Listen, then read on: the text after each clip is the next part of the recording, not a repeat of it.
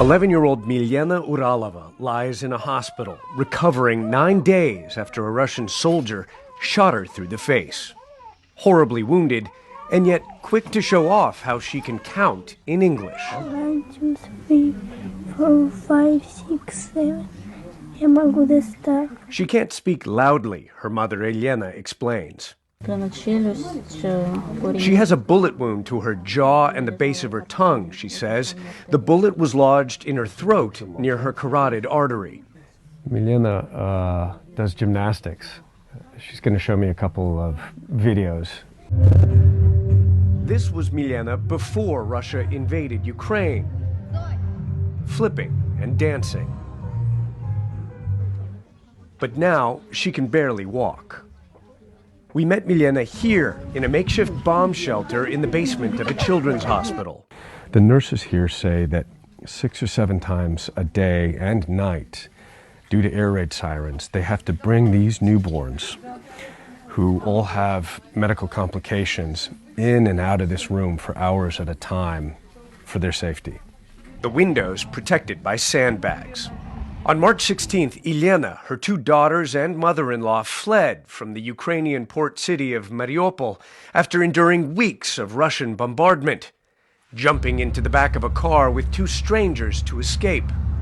They navigated many Russian military checkpoints, and then at around noon, Elena says, they made a turn towards the town of Vasilyevka and stumbled across Russian soldiers who opened fire on the car without warning.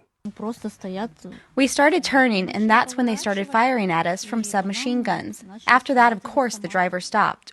We started opening our doors, walking out with our hands up, after which they were shouting something. We did not know what, and that is when we saw what happened to my daughter, the younger one. We took her out of the car as she was wounded. Her mother says, realizing their mistake, the Russian soldiers gave her daughter first aid and sent her to a nearby hospital in the Russian-occupied town of Tokmak. A Red Cross vehicle later brought her to this hospital for life-saving surgery. The hospital has treated 9 wounded children in the last 2 weeks. What injuries are you seeing now? Different injuries, different trauma. It's head trauma, it's amputation, traumatic amputation. It's